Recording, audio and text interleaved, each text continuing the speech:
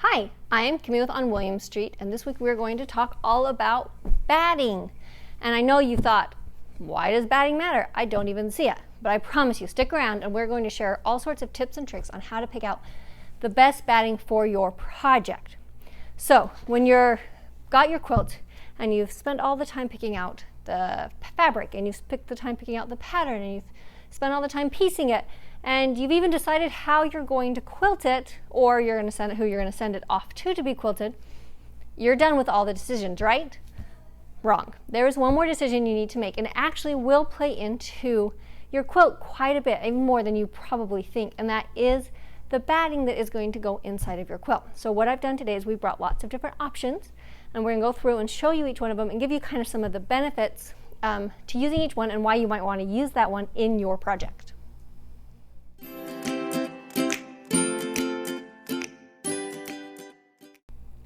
Okay, so what I have here is these are actually all Hobbs battings. There's no reason, we just like Hobbs battings. They're a great company, great customer service. We enjoy their product. So that's the ones that those are the ones that we use. But there are other batting manufacturers out there that you can use as well. We've used Quilter's Dream in the past. They are great. Warm and Natural has a few different options. So find one that you like, but also you can see each one is going to have a little bit different options and the different types of batting that they have. Most of them have very similar ones in some of the basic ones, but some of them might have some little bit of a premium type of a batting that are a little bit different. So go ahead and do a little bit of research on the different types of things that different companies offer. So the first one I want to talk about is a polyester. And I promise you, polyester has come a long way from what it was 20 years ago, and it actually can be really nice. This is the Tuscany polyester from Hobbs. And the benefits of polyester is it's not going to shrink. If you have quilts that after you wash them and they get that super crinkly feel, if you don't like that, polyester is a great way to go because it's not going to shrink and it's not going to create that crinkly feel. Polyester is also very durable, and it can be washed and dried and washed and dried and washed and dried. So if you're making a kid's quilt, polyester can actually be a really great option for that because kids' quilts are likely going to be washed a lot more than some of the other quilts in our homes, or if it's like a wall hanging or something. Polyester is also going to give you a lot of loft. And why does loft matter? Loft can actually really help define the quilting. When you're doing the quilting afterwards, if there's a lot of loft in your batting, you're going to see those stitches more and it's going to stand out more. So that's actually something to keep in mind. If you're a new quilter and you don't want your quilting to stand out more, choose a lower loft batting, and that's going to help to hide those imperfections just a little bit. But if you want all of it to be visible and you want people to be able to see all the hard work you put into it, use something with a little bit more loft, and a polyester is going to give that to you. So those are some reasons to use a polyester batting. And like I said, I promise it's not what it used to be. It's super soft, and I actually love to quilt with a polyester. It's a lot of fun. And also, if you're folding your quilt a lot, it doesn't hold the creases as badly as some of the cottons do. The cottons will give you a natural crease that you then have to lay out or steam out. And the polyester doesn't have a tendency to crease quite as much as some of those cotton battings. So it's an option if you have one that you know is going to be folded, or you want to be able to lay it out flat and not have creases show. A polyester batting is a good one to consider.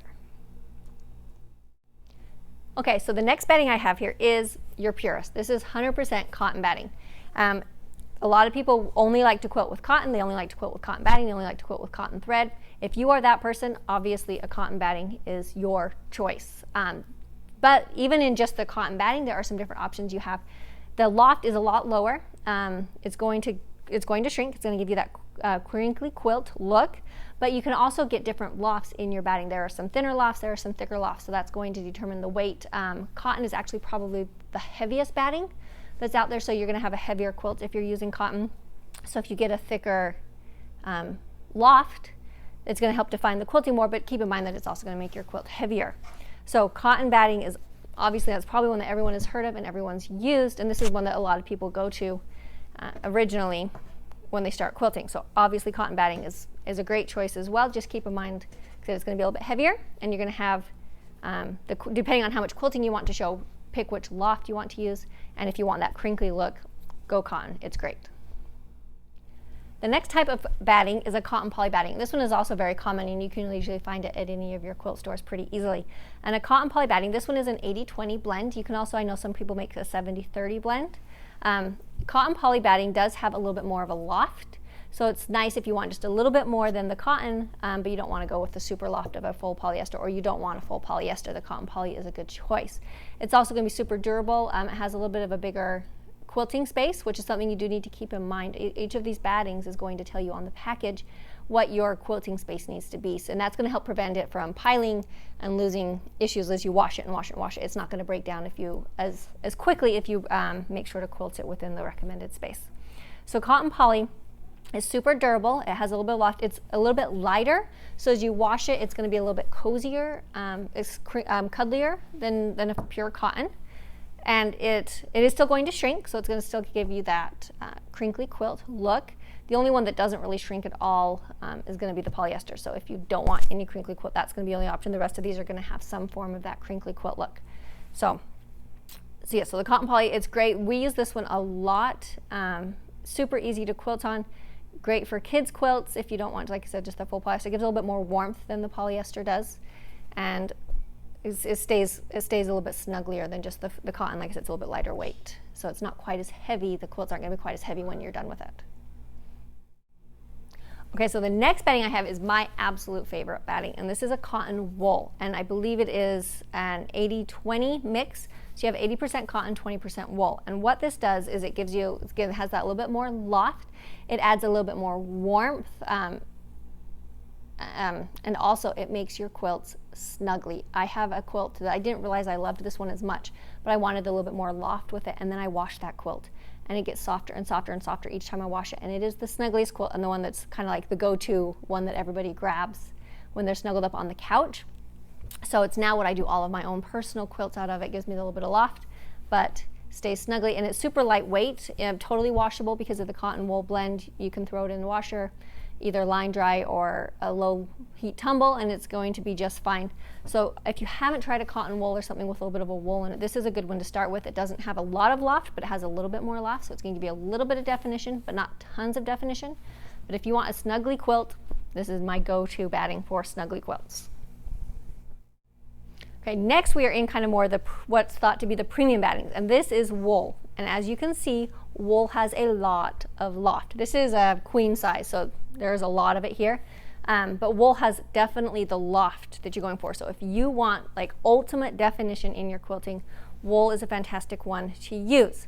Something to keep in mind when you're doing wool, though, I'm going to unfold it just a little bit here, is wool is not a very dense, so it actually makes things pretty lightweight, which can actually be really fantastic if you're doing a larger quilt to not have this hugely heavy quilt, but it's not a super dense batting. So keep that in mind if you have a quilt that has a lot of really light fabrics on top and it has a really bold or really bright colors on your backing. Those might actually come through and tint your whites just a little bit. So just keep that in mind as you're planning this out with the wool. So like I said, it has a lot of loft. This is actually, Hobbs wool is washable as well, so you don't have to worry about dry cleaning it, but double check that depending on where you buy your wool, double check the care instructions for that. But this is a fantastic one to use and to quilt with. Gives so much definition. A lot of show quilts will use wool because of that definition that it gives with the quilting, and it really makes all those shapes, individual shapes, pop. So this is a great one to play with. If you do want the wool and you want the definition, another option that a lot of people do is they will actually do a cotton poly wool double layer. So you put your cotton poly on the bottom and then the wool on top. That's going to allow all of that loft to be in that top layer. This is also nice because it's going to give an additional layer underneath that's going to help mask any of those brightly colored fabrics that might be coming through, and it just gives incredible durability and puff and loft and definition to your quilt. So this is a fun combination if you really want to see what you can do and see how much you can make your quilting stand out. A cotton poly wool combination is great. Wool also obviously is great really for anything. It's like the natural insulator, so it's going to be a little bit cooler in the summer, but it's also going to keep you a little bit warmer than say a poly or a cotton. It's going to have a little bit more warmth in it. So if those are the things you're going for, wool is definitely worth the investment to put in your quilt. And the last one I'm going to talk about is one that I've actually never seen from Hobbs. I'm not sure if Quilter's Dream or Warm or Natural have one. I would have to double check a little bit more, but this is one of their kind of like specialty ones, and this is silk. And this is a silk batting, and it's really kind of like, it's deceiving. It's pretty stiff and rough when you first are using it, but the magic happens after you wash it. This is one that you want. It is washable, and when you wash it, it softens up and you get just an amazing drape. So if you want a quilt that is going to lay on a bed and it's just going to drape beautifully, silk is going to be definitely one worth considering. This is going to be a more expensive batting, so if that is a concern, keep that in mind as you're planning out your quilt.